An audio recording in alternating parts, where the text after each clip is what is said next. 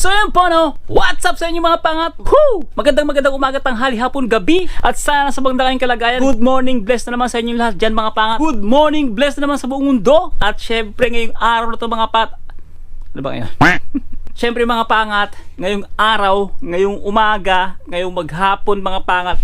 Ang init! Dahil makalabas sa bahay mga pat, sobrang init. At gusto ko sanang maggala-gala at may gagawin tayong content sa labas. Pero bumili ako ng ulam kanina, no? Sabi ko parang hindi kakayanin, sobrang init. Kinakailangan mo tayo magpahinga sa loob ng bahay. Dahil sobrang init talaga. Grabe. May nakita ko sa Facebook mga pangat. Dito daw sa Dubai, sa UAE mga pangat. Parang sinusuplete. Huh? Yung mga sa shower head, sa gripo, apoy ang lumalabas dahil sobrang init. Ay, hindi na tubig. Lupit ng interpretasyon ha. Mga kabayan talaga yun. Yun, as usual mga pangat. Ito naman tayo mga pangat. Tumagos na naman tayo ito mga pangat sa dati naka-isolate o dating loop bed mga pangat. Like kung inuulit mga pangat, wala na sila dito mga pangat, no? Kasi nga kinakailangan ng lumisan dahil kinakailangan ng privacy. At dahil dyan mga pangat, napaka-comment si Sir Alon ng Kuwait. Yan, shoutout po sa inyo. Nakakalungkot daw. Kasi nga, mahaba na yung pinagsamahan no, mga pangat. Nakita nyo naman sa mga previous vlog natin mga nakarang taon.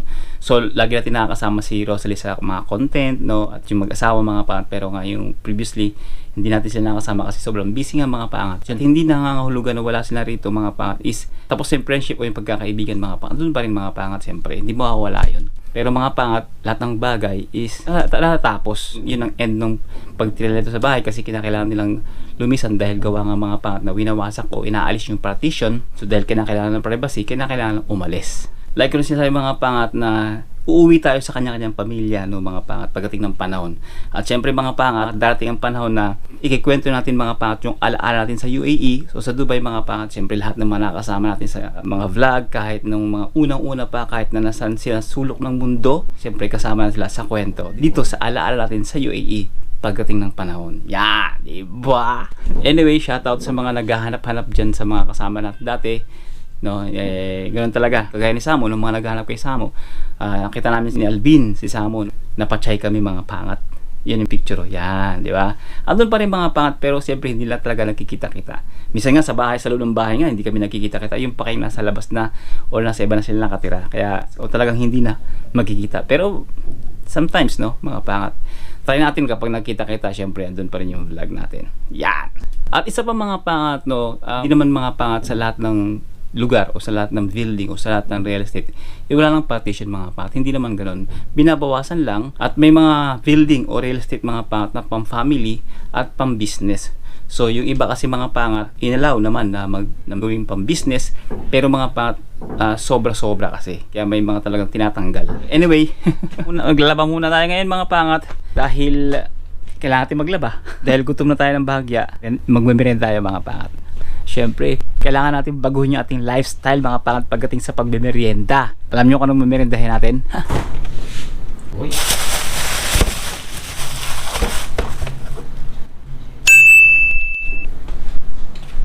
Ito mga pangat, beetroot. Kabalat lang natin ito mga pangat, tapos titirahin natin ito ng fresh na fresh. Huhu! Actually, yung dalawa ito bilhin natin mga pangat nung nakarang vlog natin, no? Yung nagpa-check up tayo. Pupunta sana ako sa center ngayon, sa Prime ngayon, pero tinatamad ako mga pangat, lumabas talaga. Hindi ako takot sa init, pero alam mo yon minsan kailangan natin pagbihin yung ating katawan mga pangat. Siyempre, pagod sa pagkatrabaho eh.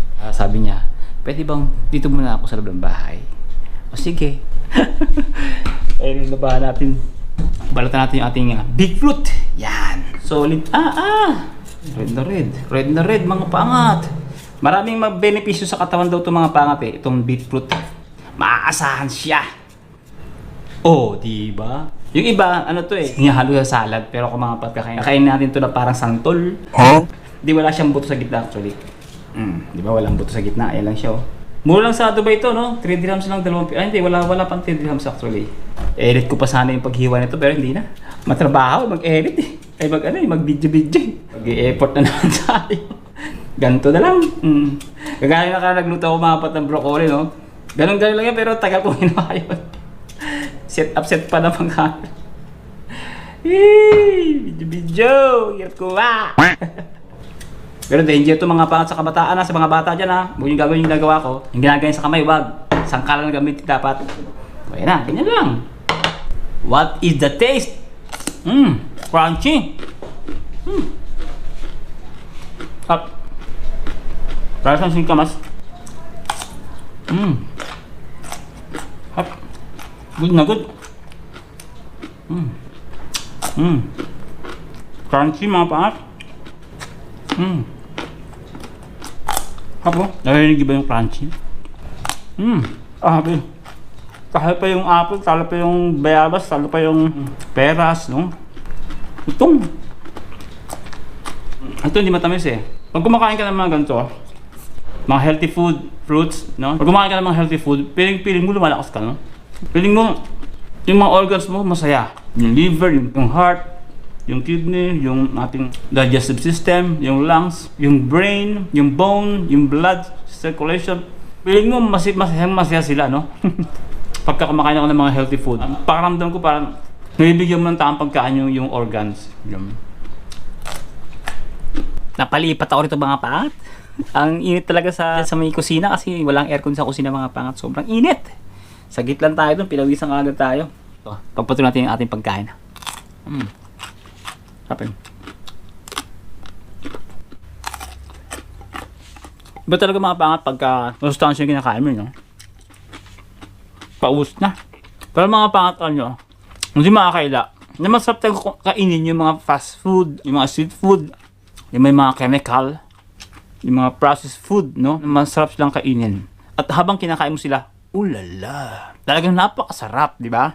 Pero after mo kainin, tumighay, and then ma-realize mo na makukonsensya ka. Dahil parang pagkatapos mo siyang kainin, magtatrabaho yung organs, yung kidney, yung liver, yung immune system, kailangan magtrabaho. Mga ganitong pagkain, masayang-masayang ating organs. Yan.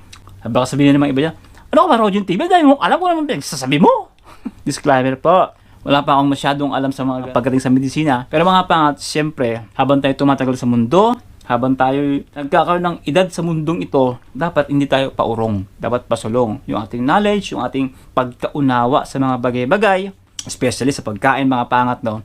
Kasi, itong katawan natin mga pangat, hiram lang natin to. So, pag sinabing hiram, dapat inaalagaan, iniingatan, kasi nga nakakaya sa nagpahiram.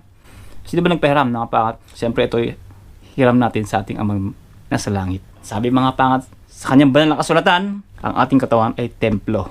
So pag sinabing templo, dapat iniingatan yan, inaalagaan, nirespeto. Bilang respeto, kumakain tayo ng nakakaaya-aya sa ating katawan. Kagaya nito sarap. Biblically yan mga pangat, biblically, no?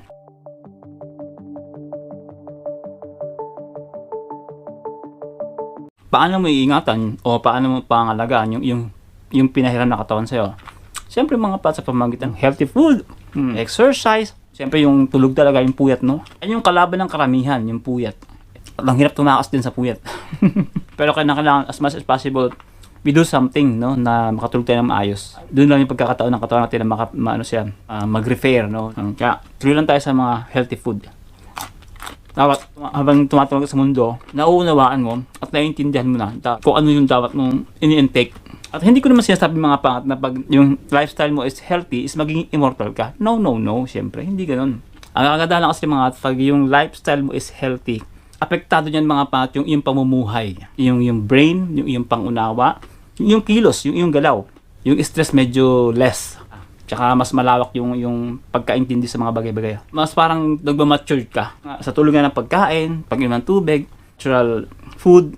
Siyempre pag nag-exercise ka, yung circulation ng yung blood, apektado yung brain, apektado lahat mga paangat. So gumaganda mga paangat yung mood, yung pagtingin sa mga bagay-bagay. At humahaba yung pasensya. Ang problema kasi mga paangat sa karamihang tao, ganito. Marami nagpipray na malusog na pangatawan, lalo na pag nag-birthday. Dalangin ko na magkaroon tayo ng malusog na katawan, masiglang pangangatawan, healthy body, and etc. But the end of the day, mga paangat, kain ng ganito, kain ng kung ano-ano, bisyo, puyat, walang exercise. Then nagpe-pray tayo mga paangat ng malusog na katawan. Hello? Siyempre mga patlat ng ginagawa mo sa mundo, may resulta yan. Masama o mabuti, may resulta. So, siyempre, kung ano yung ginagawa mo, expected mo yung resulta niyan, di ba? Pinapakain mo yung katawan mo lupa ng kung ano-ano na hindi talaga pagkain ng ating katawan, no? Dahil masarap lang siya sa panlasa natin. Ang nasasatisfy lang yung dila natin, pero yung organ natin, hindi na sila nasasatisfied mga pat. Bagkos pinahirapan natin sila kasi nagkatrabaho sila eh. Pagod sila, di ba? Tapos manalangin tayo na, Lord, bigyan mo ko ng malusog na pangatawan, pero kakain ako ng mga hindi masustansya pagkain, magpupuwet ako, magbibisyo ako, tapos hingi ka ng malusog na pangatawan. Hindi ganon. Dapat gawin mo yung nararapat para yung resulta is nararapat din. Diba? Alam niyo mga pangat na may 5 uri ng kayamanan sa mundong ito o 5 wealth sa mundong ito. At malalaman niyo kung pang ilan ang kalusugan at kung pang ilan lang ang pera. Ipapaalam ko sa inyo kung ano-ano yung mga 5 uri ng kayamanan dito sa mundo. At ito yung unang kayamanan natin mga pangat sa mundong ito habang tayo nabubuhay. Siyempre mga pangat yung spiritual life. Ating spiritual life. Pag sinabing spiritual life, kinakailangan mong palakasin yung isipan. Maging grateful ka o mapagpasalamat ka sa lahat ng bagay na natanggap mong biyaya mga paangat, no? Kailangan mong hanapin yung tunay o talagang naglikha o manlilikha mo. Ang tunay na makapangyarihan sa mundong ito, walang iba kundi ang amang nasa langit mga pangat. Siyempre, nagme-meditate tayo, nagbabasa tayo ng kanyang banal na kasulatan. At siyempre mga pangat, nanalangin tayo o nagpe-pray tayo, nagpapakumbaba tayo, wala tayong kakayanan kung wala siya mga pangat. Dapat ganun ang pagdating sa spiritual life natin, napaka-importante yan. Yan yung unang-unang kayamanan natin mga pat. At kasama rin mga pat sa spiritual wealth, ang paghahanap mo ng yung purpose. At kung bakit ka dilikha, kung bakit tayo nito sa mundo, kasi may purpose tayo bawat isa ng mga pangat. Walang iba, syempre ang purpose natin mga pangat is sambahin, luwalhatiin, purihin mga pangat ang amang nasa langit at hindi kung ano-anong mga bagay na walang kabuluhan pagdating natin sa kabilang buhay. Kailangan nag-iimbak tayo o nag-iipon tayo sa ikabubuti mga pangat ng ating espiritu pagdating ng panahon. At ang pangalawa sa 5 kayamanan dito sa mundo habang tayo nabubuhay mga pangat bilang tao ay ang physical wealth. Pangalawa siya mga pangat, 'di ba? Sabi nga mga pangat is health is wealth. At kalusugan. At pagdating sa kalusugan, dapat mga pangat nag-exercise tayo. Kumakain tayo ng mga tamang pagkain, kagaya ng kinatin kanina, 'di ba mga pangat? At siyempre mga pangat, mayroon tayong regular medical check-up. Mga pangat, kung minsan nga nagkasalita ng ating katawan, hindi pa natin pinakikinggan yan mga pangat, no? Dapat talaga meron tayong regular check-up sa ating doktor. Siyempre mga pangat, mahalaga rin mga pangat ang tulog. At minsan hirap tayong takasan ang puyat, pero kailangan natin gumawa, no, mga pangat, o do something na makatulog tayo ng maayos. Siyempre mga pangat, hindi mawawala ang problema o stress sa mundong ito mga pangat. Kahit saan tayo naroon, talaga nandyan ang problema at stress. Pero mga pangat, dapat kinakailangan i-manage natin yan. Hindi natin pwedeng tambayan mga pangat ang problema o ang stress o ang negativity. Lalo mga pangat sa mga panahon natin ngayon na konting problema nagiging big deal, konting issue nagiging big deal, hanggang sa nakakasakit na, nakakapanakit na ng kapwa. Kailangan natin i-manage yun, yung ating stress, yung ating high temper. Kaya sinasabi ko mga pangat kanina, no, lawakan natin yung pangunawa natin, no, para yung ating kalusugan hindi maapektuhan. Kasi mga pangat, pag tayo nasa stress level, yung ating organs ay maapektuhan. Siyempre mga pangat, kasama sa kayamanan natin bilang tao mga pangat is ang time. Yun, napakalaga para mga pangat ng time. Sa dami nating gustong gawin, sa dami nating gustong asikasuhin, pero mga pangat, hindi naman pala talaga siya kailangan o priority sa buhay natin. Minsan nalilito tayo hanggang sa hindi na natin nakukuha talaga yung dapat nating gawin sa mundong ito mga pangat, no? Kailangan natin, alam natin kung ano yung priorities sa buhay natin mga pangat, no? Siyempre mga pangat, kailangan nating malaman o maintindihan kung ano ba yung mga responsibility natin dito sa mundo. Yung responsibility natin bilang mananampalataya, bilang nilikha ng may kapal, di ba mga pangat, may responsibility tayo para purihin siya. Bilang tao mga pangat, siyempre yung responsibility natin sa sarili natin, may responsibility tayo para alagaan yung katawan natin, palakasin, palusugin, hindi kawawain, hindi ilugmok sa bisyo mga pangat o sa kung ano mang kahalayan sa mundong ito mga pangat, kundi bigyan natin yung sarili natin ng respeto, no, bilang tao. Kailangan natin mga pangat yung time natin sa pamilya, no, mga pangat. Syempre nagbumuo tayo ng pamilya, dapat bigyan natin sila ng oras individually, kung minsan separate sa anak, separate sa asawa, ganyan din mga pangat sa ating mga magulang, sa ating mga kapatid. Dapat may mga time tayo sa kanila.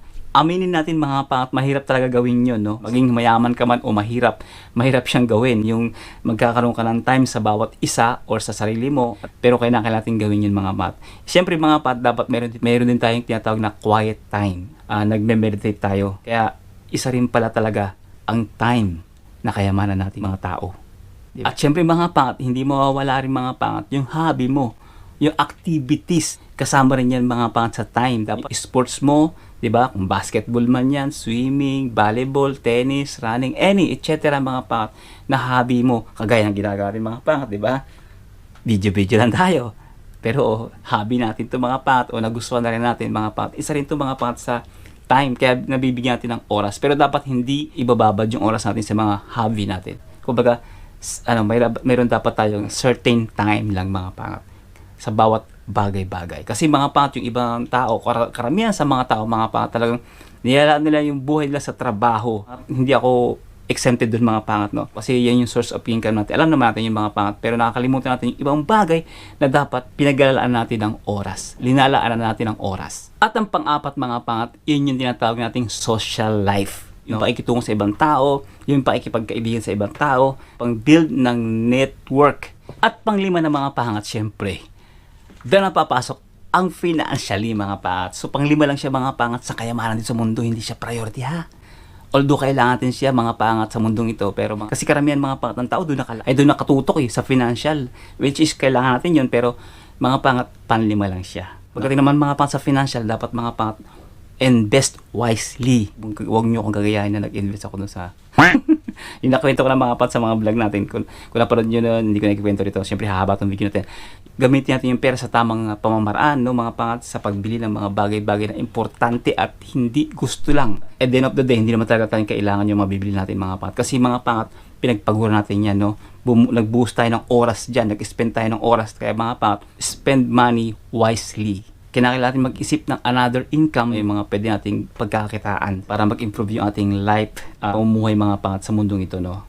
At syempre, spend wisely. And think wisely bago mo i-spend yung iyong pera talaga mga pangat o kung saan mo siya ilalaan. Kinakailangan mga pangat, iwasan nyo o bawasan nyo, talagang totally iwasan nyo na mga pangat o alisin nyo yung pangungutang. Sabi nga ni Lord mga pangat, sapat na yung kanyang biyaya sa ating mga tao. Ibinigay niya na lahat. Kasi ang pangungutang, lalo ka niyan lulubog at ilulubog mga pangat. Lalo na kung mangungutang ka ng walang purpose.